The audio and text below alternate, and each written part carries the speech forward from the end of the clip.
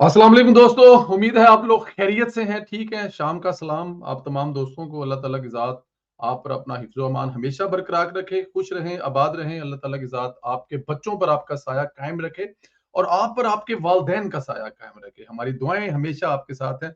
इससे पहले कि हम लोग ना वीलो की तरफ चलें, गुजारिश आप लोगों से हमेशा की तरह ये है कि हमारे यूट्यूब चैनल को जिन दोस्तों ने सब्सक्राइब नहीं किया वो सब्सक्राइब कर दें, बेल आइकन को प्रेस करें, लाइक करें और कमेंट्स करना मत भूलें। जो सवाल किया जाए उसका जवाब जरूर दिया करें।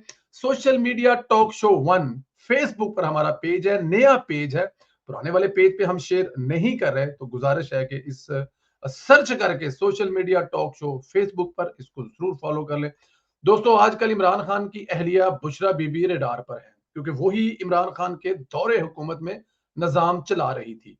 उन्होंने हुकूमत जाने के बाद मुल्क को आग में धकेला, खाना जंगी की भरपूर कोशिश की, फौज पर, रियासत पर हमले कराए और फौज में बगावत की कोशिश कराई।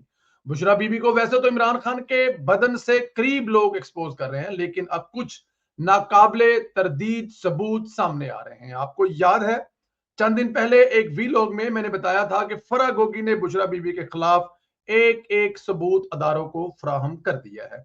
मैंने यह भी बताया था कि फरा गोगी पिंकी पीनी की व्हाट्सएप कॉल तक रिकॉर्ड करती थी। बताया जाता है कि फरा गोगी लाउड स्पीकर ऑन करके किसी दूसरे मोबाइल से पिंकी पीनी की कॉल रिकॉर्ड किया करती थी, क्योंकि आम रूटीन में व्हाट्सएप कॉल रिकॉर्ड करना मुमकिन नहीं है।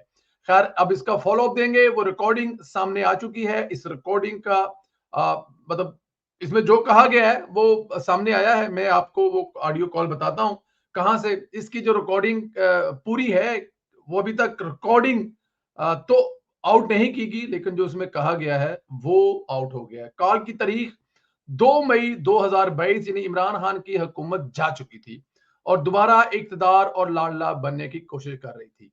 बुशरा बीबी सलाम। फरा गोगी, क्या मुल्क बंद करना है? बुशरा बीबी, पूरा मुल्क बंद होना चाहिए। फरा गोगी, असद उमर मान गए? बुशरा बीबी, असद उमर सियासतदान नहीं, वो बस बातें कर सकता है। फरा गोगी, तो फिर इस्लामाबाद कैसे पहुंचेंगे?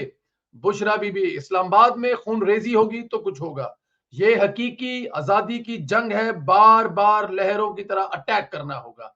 फराग होगी तो फिर अदालत। बुशरा बीबी, तमाम कानूनी कार्रवाई हमद खान के जुम्मे लगाई हैं, कानूनी मामलात वो देखेंगे। फराग होगी, जी ठीक है। बुशरा बीबी, हमें कुछ भी करके हुकूमत को ठिकाने लगाना है। फराग होगी, ये कोई मुश्किल काम नहीं है। बुशरा बीबी, अलवी को लॉन्च करो, अलवी को मामू जनरल बाजवा की तरफ से लॉन्च करना होगा। यही जंग की असल स्ट्रेटजी है। एक तरफ जंग होगी, दूसरी तरफ बातचीत। फराह होगी, जी ठीक है। बुशरा बीबी, अलवी को बोलो कि हम तुम्हारी सब बातचीत सुन रहे हैं। फराह होगी, लेकिन कैसे पता चलेगा हालात ठीक हैं या खराब? बुशरा बीबी, जब मैं फोन पर बोलूं कि मैडम क्या हाल है तो समझ जाओ गड़बड़ है। फराह होगी, जी ठीक है। फरा बीबी, याद रखो आखिरी ऑप्शन लॉन्ग मार्च है, इसकी तैयारी करो, सबको हदायत जारी करो। जो शिरकत नहीं करेगा इसको टिकट नहीं मिलेगा। फरोग होगा, लेकिन अदालत का क्या? बुशरा बीबी, अदालत का कोई गलत फैसला नहीं होगा। अदालत पर अवाम का प्रेशर होना चाहिए, हर जगह फैलाया जाए कि ये हकीकी आजादी की जंग है। फराग होगी, बिल्कुल दुरुस्त, प्लान कर लेते हैं। कॉल आपने सुनी दोस्तों, कैसे प्लान बन रहे हैं, कैसे तमाम मामलात की मास्टरमाइंड पिंकी पीनी है। एक एक चीज मैनेज करती है, हत्ता कि जनरल बाजवा को भी बातचीत के लिए एंगेज करके दूसरों को इंतशार की तरफ धकेल रही है। यह भी कहा जा रहा है कि इनकलाब के लिए खून खराबा हो भी जाए तो खैर है, लहरें आनी चाहिए। इन लोगों ने तो बातचीत के लिए कोड वर्ड तक रखे हुए थे। टोटल 52 ऑडियो कॉल रिकॉर्ड है जो अदारों के हाथ लगी हैं, जिनमें से कुछ शर्मनाक इंकशाफात भी हैं। कौम के सामने सब रखा जाएगा और बताया जाएगा कैसे इमरान खान अपनी बीवी के हाथों मुल्क तबाह कराता रहा। आप खुद देखें कि वो कह रही है कोई बात नहीं है, कुछ नहीं होता, अगर खून रेजी होगी तो इसका हमें फायदा होगा। और वो कह रही है कि लहरों की तरह बार बार, मतलब बार बार खून रेजी करनी है। जैसे समंदर की लहरें नहीं आती हैं और वापस चली जाती हैं, आती हैं और वापस चली जाती हैं, बिल्कुल इसी तरह लहरों की तरह काम डालना है। आप नुकसान करें, वापस चले जाएं। गुरीला जंग लड़नी है और हुकूमत को हर हाल में खात्मा करना है। अब अंदाजा करें, अलवी को भी मसरूफ करो और इधर से इन पर अटैक भी करो। हुकूमत का हर हाल में खात्मा चाहिए, अदालत की फिक्र न करो। ये वो सब तमाम चीजें हैं जो इस कॉल में है। 52 कॉलें हैं इस तरह की, और जिसमें कुछ गंदी और गलीज कॉलें भी हैं। और गंदी और गलीज कॉलें आपको पता है वो पता नहीं किसके साथ क्या प्लान बन रहे होगा, कौन किसको कहां बुला रहा होगा, और कौन किसकी मालिश करने के लिए भेजने के लिए कहां ड्यूटी लगाई जा रही होगी। बहुत सारी ऐसी कालें हैं जिनको आप सुनेंगे तो आप भी कानों को हाथ लगाएंगे। जैसे इमरान खान साहब और वो मलक साहब वाली जो काल, आलिया मलिक वाली काल जो आपने सुनी थी, उससे भी गंदी और गलीज कालें हैं जो वो दे चुकी है। बुशरा बीबी की हरकतें सारी जो हैं वो इस वक्त एजेंसियों के पास है। स्लोली स्लोली आपके सब सामने आएगा, और कौम इमरान खान की जो मौजूदा मौजूदा और मानिका के साहब की जो एक्स वाइफ है, उनकी हरकतें हमारे सामने आती जाएंगी। दोस्तों इधर जेल में इमरान खान ने जेल से खत लिखा है, और इस खत में कहा है कि मुझे जिस जेल में रखा गया है वहां कीड़े मकोड़े और मच्छर है, लेकिन मैं एडजस्ट कर चुका हूं। बंदा पूछे ऑप्शन क्या है भाई आपके पास जो आप एडजस्ट कर चुके हो। न्याजी ने खत में लिखा है कि मुझे बैरून मुल्क भिजवाने की कोशिश की जा रही है, लेकिन मैं नहीं जाऊंगा। असल खबर यह है कि इमरान खान की तीसरी बार बैरून मुल्क जाने की दरखास्त मुस्तरद कर दी गई है। इमरान खान का यह पुराना वतीरा है, जो इल्जाम दूसरों पर लगाता था हकीकत में वो खुद कर रहा होता था। साइफर केस का इल्जाम फिर न्याजी ने जनरल बाजवा पर लगा दिया है, और खत में लिखा है कि बतौर वजीर आजम बाजवा ने मेरे साथ गद्दार की है। साइफर का केस जनरल बाजवा को तहफ़्फ़ुज़ फराहम करने के लिए बनाया गया था।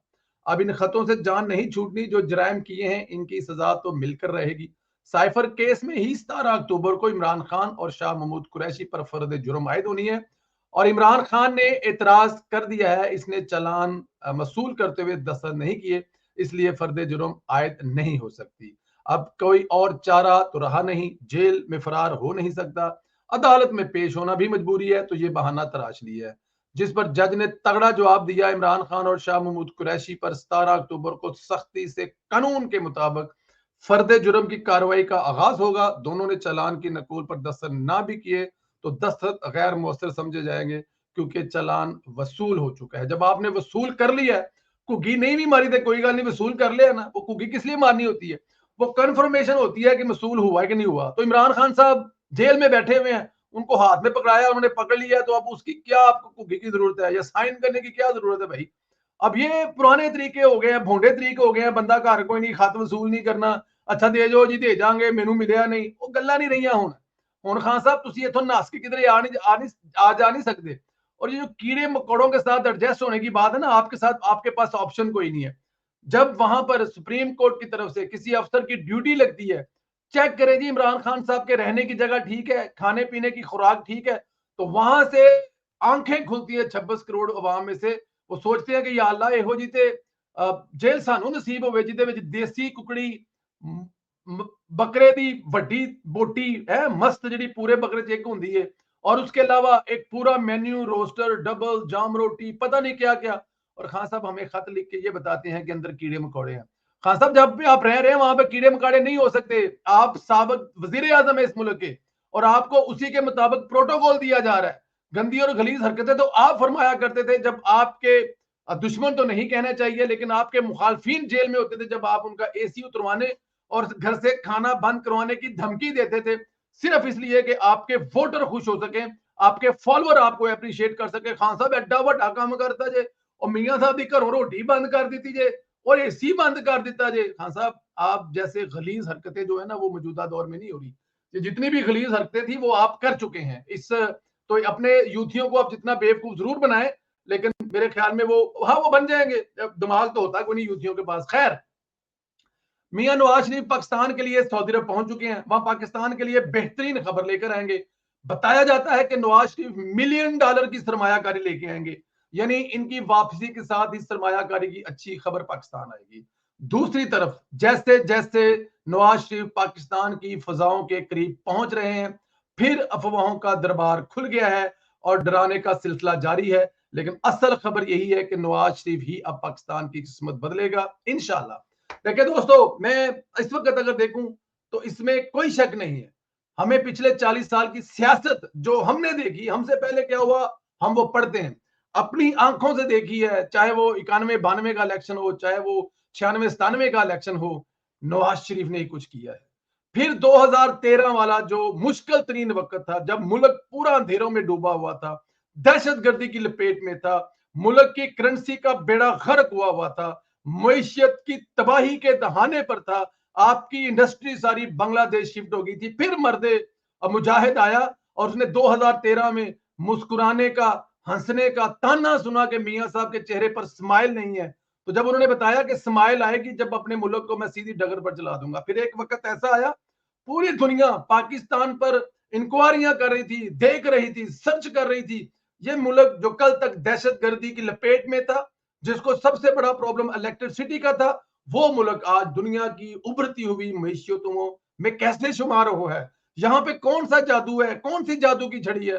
तो फिर लगा पता कि यहाँ पर एक मर्द मुजाहिद मियां मोहम्मद नवाज शरीफ साहब जो है, मुश्किल तरीन वक्त में काम करने के इतने माहिर हैं कि जितना मुश्किल वक्त हो उतना ही निखर कर सामने आते हैं, उतने ही अपनी आवाम की खिदमत करते हैं। तो एक दफा फिर पाकिस्तान की आवाम को जो सहूलियात और मुल्क को सीधी तरफ ले जाने के लिए शहबाज शरीफ साहब ने धक्का लगाया है, मियां साहब उस ख्वाब को पूरा करने आ रहे हैं। और जैसे मियां साहब आएंगे, इलेक्शन होंगे, चौथी दफा वज़ीर आज़म बनेंगे, 1 साल के अंदर अंदर पाकिस्तान के नक्शे बदल जाएंगे। ये आपसे मैं वो बातें कर रहा हूं जो मैंने, चले मियां साहब के मुंह से सुनी है कि क्या क्या होने वाला है।